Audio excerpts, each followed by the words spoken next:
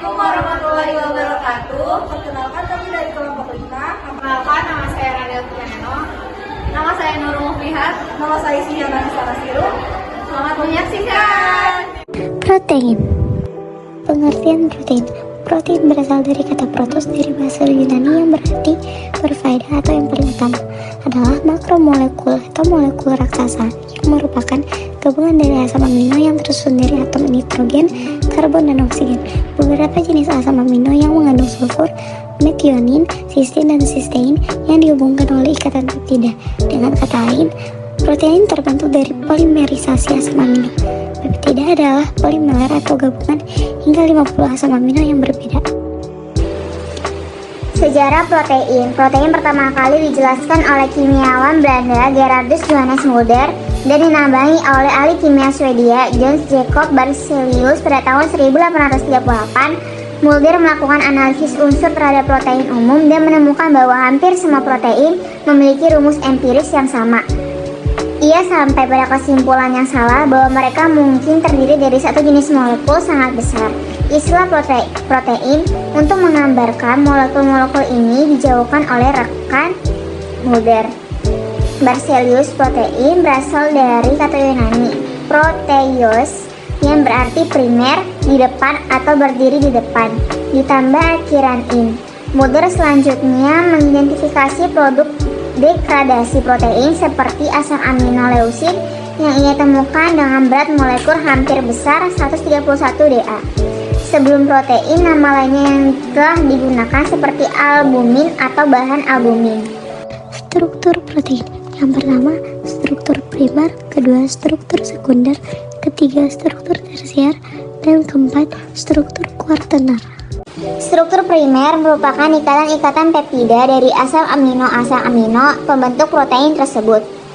Struktur sekunder terbentuk dari ikatan hidrogen yang terjadi antara gugus-gugus amina dengan atom hidrogen pada rantai samping asam amino sehingga membentuk lipatan-lipatan, misalnya A helix.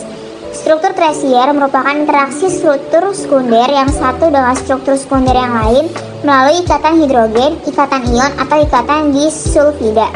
Misal terbentuk rantai double helix. Struktur kuartener merupakan struktur yang melibatkan beberapa peptida sehingga membentuk suatu protein. Sifat-sifat protein. Yang pertama, protein sukar larut dalam air karena ukuran molekulnya yang sangat besar. Yang kedua, protein bersifat amfoter karena membentuk ion Zwitter.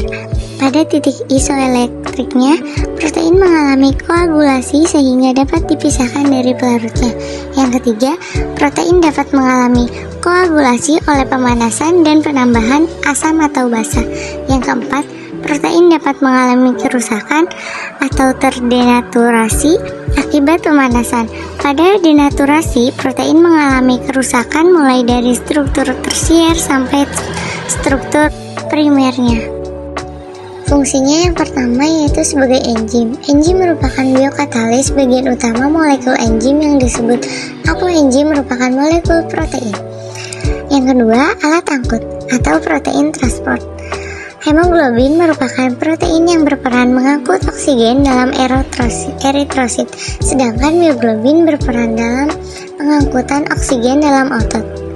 Transferin merupakan protein yang bertugas. Yang ketiga, mengangkut ion besi di dalam plasma darah yang selanjutnya dibawa ke dalam hati. Yang keempat, pengatur gerakan atau protein kontraktil. Gerakan otot disebabkan oleh dua molekul protein yang saling bergeseran.